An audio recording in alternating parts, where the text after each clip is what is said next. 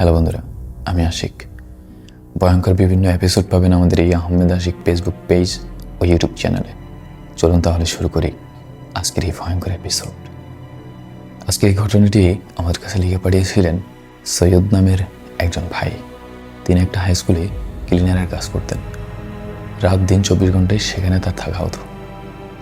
প্রায় সময় মেয়েদের বাথরুম থেকে একটা মেয়ের কান্নার শব্দ ভেসে আসতো। সৈয়দ আহমেদ একদিন কৌতূহলবশত সেখানে যায়, কিসের এই শব্দ সেটা জানার জন্য। কারণ সৈয়দ আহমেদ ছিল সেই হাই স্কুলের একজন নতুন ক্লিনার, যার জব কয়েকদিন মাত্র হয়েছে। তিনি সেই স্কুলের ইতিহাস সম্পর্কে জানতেন না। একদিন রাতে মেয়েদের বাথরুমে সেই কান্নার আওয়াজ আবারও শুনতে পায়।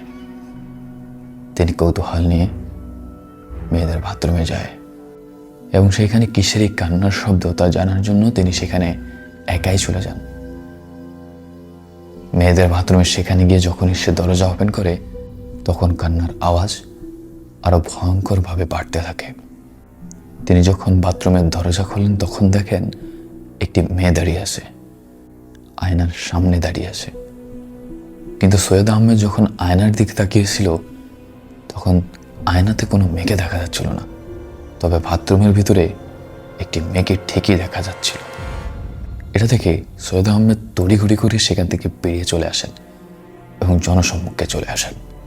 তারপর সৈয়দ আহমেদ পরের দিন এই ঘটনা সবাইকে বলে এবং সবাই তাকে জানায়।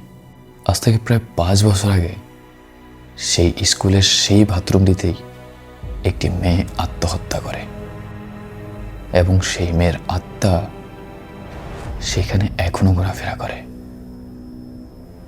এবং সেই মেয়েটাই কান্না করে সেই স্কুলের সেই বাথরুমে।